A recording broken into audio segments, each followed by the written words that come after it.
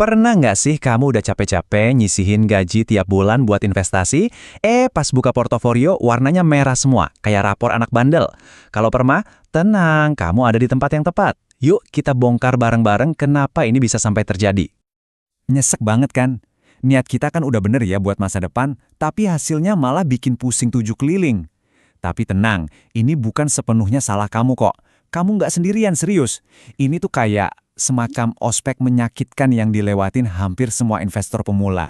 Masalahnya, itu bukan soal hoki atau nasib, tapi ada beberapa jebakan yang nggak kelihatan. Jebakan pola pikir dan jebakan emosi yang sering banget ngejebak kita tanpa sadar. Oke, yuk kita bedah satu persatu jebakan ini, biar kita bisa menghindarinya. Jebakan pertama, dan ini yang paling dasar. Ironis banget, justru datangnya dari istilah yang selama ini kita anggap paling benar dan paling aman, nabung saham. Coba deh perhatiin. Begitu kita dengar kata nabung, otak kita tuh langsung mikir, oh aman. Kayak masukin duit ke celengan gitu, nggak ada risiko, pasti nambah. Nah, pola pikir inilah yang bikin kita lengah, jadi pasif banget. Terus kaget setengah mati pas lihat portfolio bisa anjlok. Analogi di slide ini ngejelasinnya pas banget. Nabung di bank itu ibarat parkir motor di garasi. Udah, aman, gak bakal kenapa-napa. Tapi beli saham, itu sama kayak pakai motor itu buat ngojek. Emang sih bisa dapat duit, tapi resiko keserempet, ban bocor, atau bahkan mogok di jalan itu nyata banget.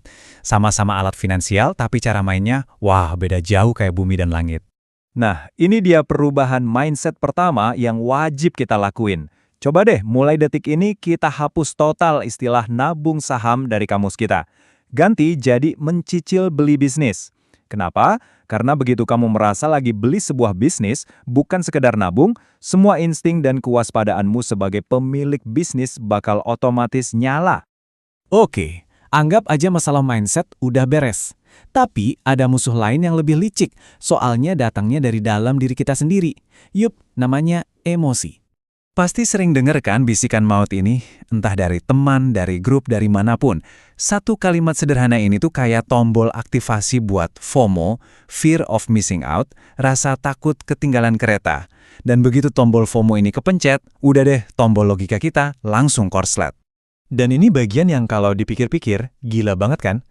Kita mau beli HP bekas harga 2-3 juta aja, risetnya bisa berjam-jam. Cek layar, baterai, kamera, semuanya dicek.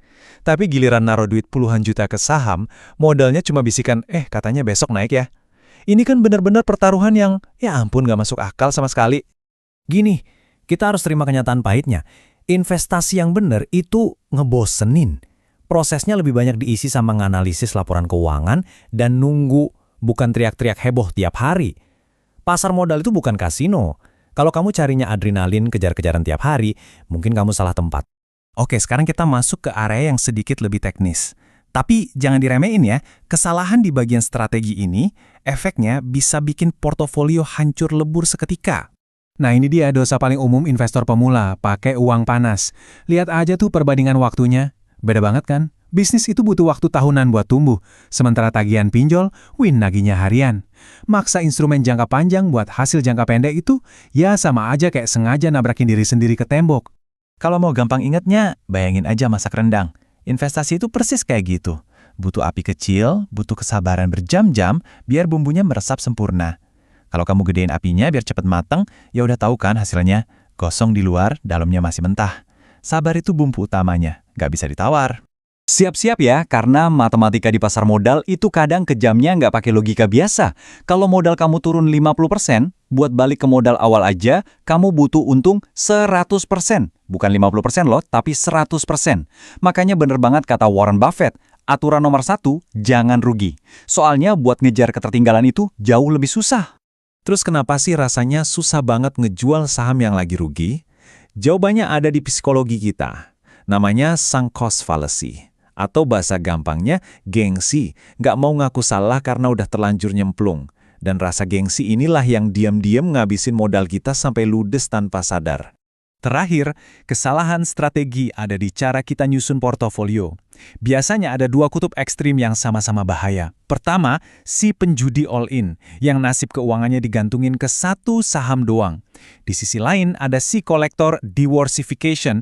Ini kebalikannya, punya 50 saham saking banyaknya sampai pusing sendiri, dan sekalinya ada yang naik tinggi, efeknya nggak kerasa. Dua-duanya jalan yang keliru. Oke, kita udah bongkar semua kesalahannya. Terus gimana solusinya? Nah, jawabannya bukan cuma tips dan trik biasa. Jawabannya jauh lebih dalam dari itu. Ini soal mengubah identitas kita sebagai seorang investor. Coba deh, mulai sekarang, pikirin ini. Kamu itu bukan spekulan yang nebak-nebak grafik. Kamu adalah seorang pemilik bisnis. Bank tempat kamu nabung, mie instan yang kamu makan tiap akhir bulan, supermarket tempat kamu belanja, kamu itu bagian dari pemiliknya. Dengan mindset ini, setiap keputusan investasimu bakal jadi jauh lebih tenang, logis, dan bijaksana. Oke, ini PR buat kamu sekarang. Ada 3 langkah praktis. Pertama, audit portofoliomu. Jujur sama diri sendiri, mana yang bagus, mana yang sampah. Jangan pakai baper. Kedua, kumpulin keberanian buat jual sampah itu, potong kerugiannya. Dan ketiga, ini yang paling penting, investasikan uang dan waktumu buat ningkatin pemasukan aktifmu. Karena ini rahasia yang mungkin agak pahit ya. Sehebat apapun kamu nganalisis saham, modal investasimu nggak akan kemana-mana kalau pemasukanmu ya segitu-gitu aja. Jadi sebelum sibuk nyari saham ajaib berikutnya, investasi dulu ke diri sendiri. Tingkatkan skillmu, tingkatkan nilaimu, dan nilai portofoliomu pasti akan ikut tumbuh. Jadi ingat ya, kekayaan sejati itu dibangun di atas fondasi logika, kesabaran, dan ketenangan. Nah, sekarang giliran kamu nih. Coba dong share di kolom komentar, apa sih pelajaran paling mahal yang pernah kamu dapat dari pengalaman pertamamu di pasar saham? Yuk kita saling belajar dari pengalaman masing-masing.